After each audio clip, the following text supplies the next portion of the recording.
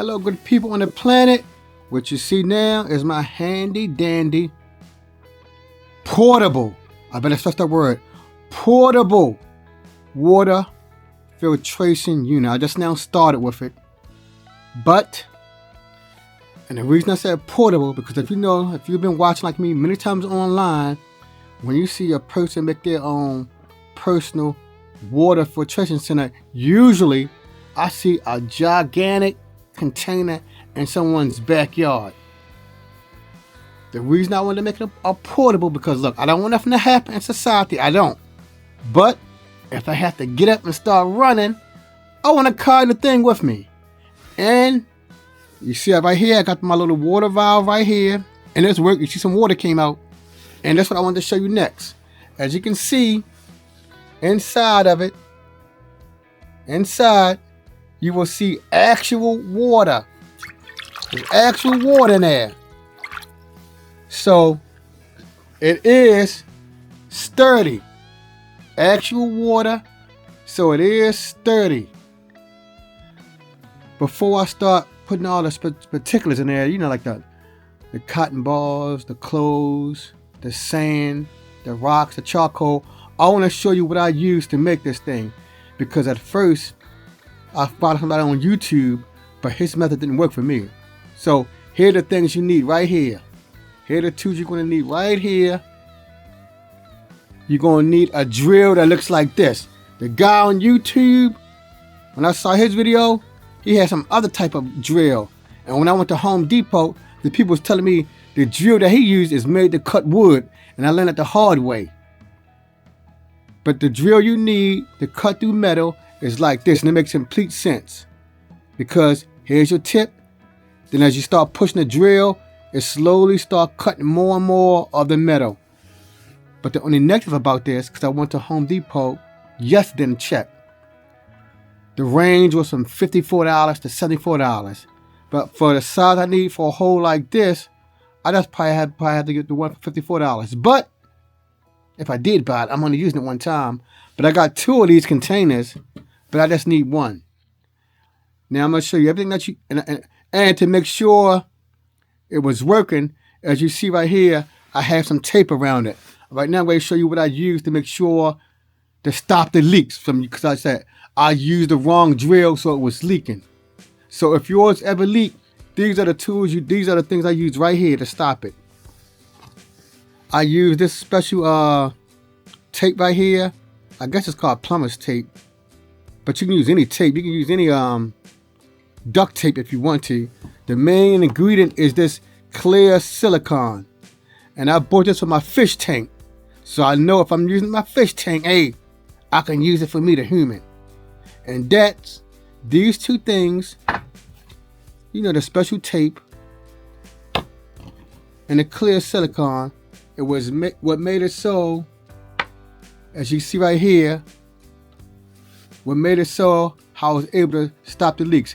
And this how I put the silicone on there. Let me give an example of what I did. I took the silicone, and just go around the perimeter. I went around the perimeter of my tape. I didn't just throw the silicone anywhere. I went around my perimeter, I think about 1 time, but you can do it 2 times. You can go in, go around the perimeter, and just squeeze it on there. And I think I have it on the inside and the outside. Because I just now told you, I use this on my fish tank, and if the fish not dead, it can survive for you. Because many times scientists use animals to gauge whether a situation is safe or not. Like for instance, when a person is doing work in the mines, I know they use some type of birds to see if it's safe for humans. Because if the birds die quick, it's not good for you. So that's my first thing. I'm going to be showing you more about when I really get it set up. Stay tuned. And the most important thing I need are these nice big fat rubber bands to go around and hold the wire mesh inside the container. I got these from one of my schools several years ago. Now I finally have a good use for them.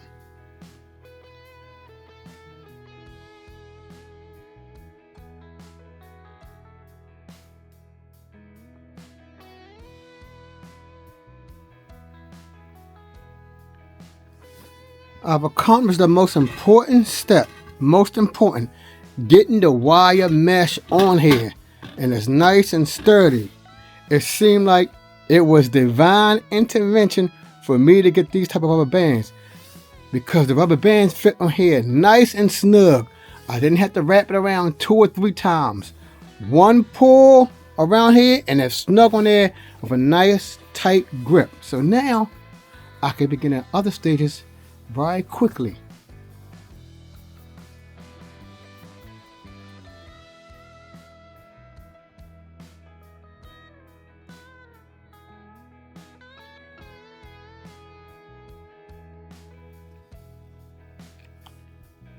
So now I'm ready to make it. I'm gonna show you the materials.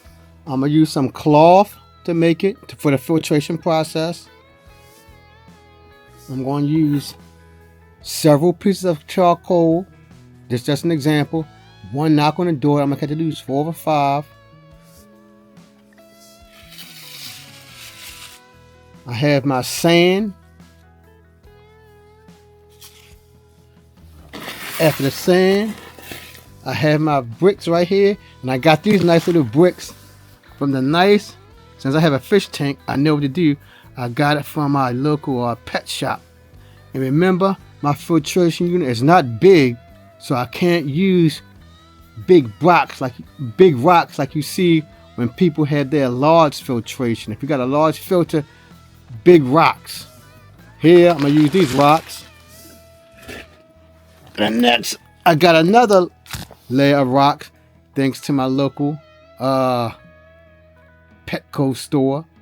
Since I know about fish, I know about these little rocks, different color.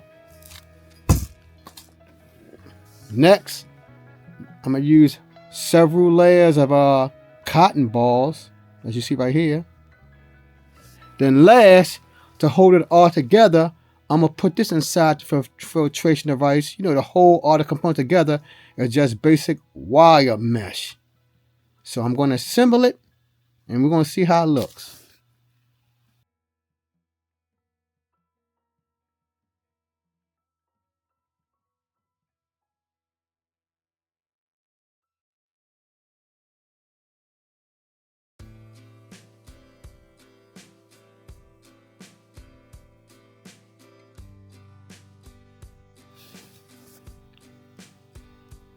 All right, this is another important stage, the cotton ball stage. And I'm going to explain why it's important.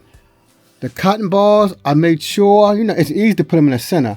But I went all the way around and made sure there's no little gaps. I see a gap now, so I'm going to get a cotton ball.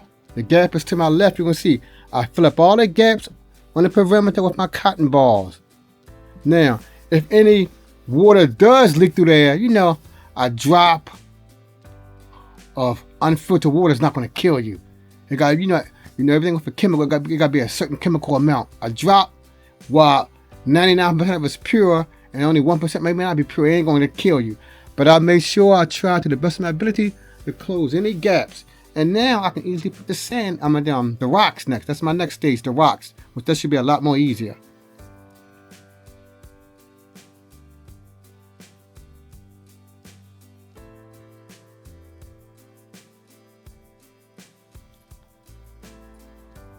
And now, good people, you see I've done.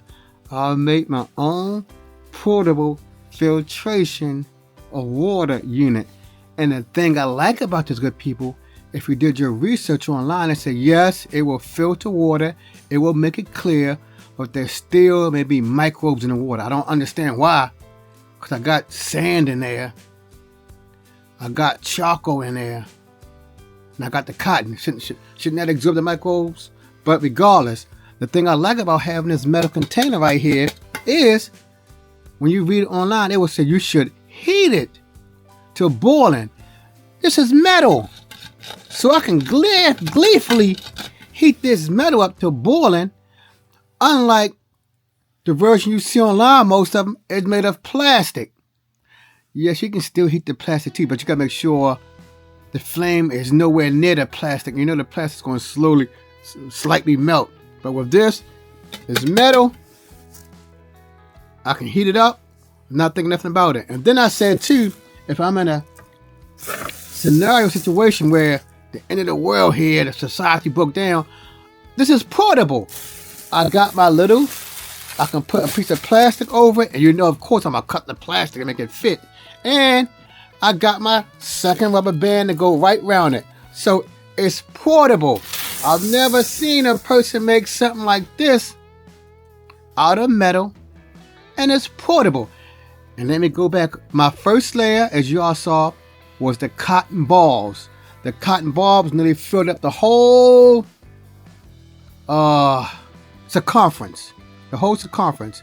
Then after that, I put those, you know, the little pebbles in my fish tank there. Then after that, I think I put some charcoal there. Then after that, the charcoal, I believe I put some sand there. Then after that, I put these little, right, like I said, you can go right, see, I ain't seen nobody ever do this before. You can go right to your fish or your Petco store and get some nice little bricks. And these, you see these right here? They actually look like little brick pellets. So that's it. So I'm gonna set it in my backyard where my Doug is at, of course. I got a large Airedale Terrier, so I'm gonna set it where he's at, roaming around, so nobody can come and steal it. And see how it turns out in the coming days. I may let it sit outside for a month to see how much water collect. But I said, nobody ever said online, make a filtration unit that's portable. If you're on the run, you gotta go, take it with you. Or you like when you're on the run, you might have certain people with you. So somebody else I can carry my backpack, and someone else can carry this. And you can put it right on your back too. You know, put a string around it. You can carry it in the back. This will be over it. Looking better, of course. And protecting. Or I could just have the whole thing inside of there. If anything spilled, no, I should wrap it tight. Because you know, if it's loose, stuff gonna be falling, flipping all out. So I will have it, like I said, with my rubber band. That rubber band I showed y'all earlier. Can't find it now.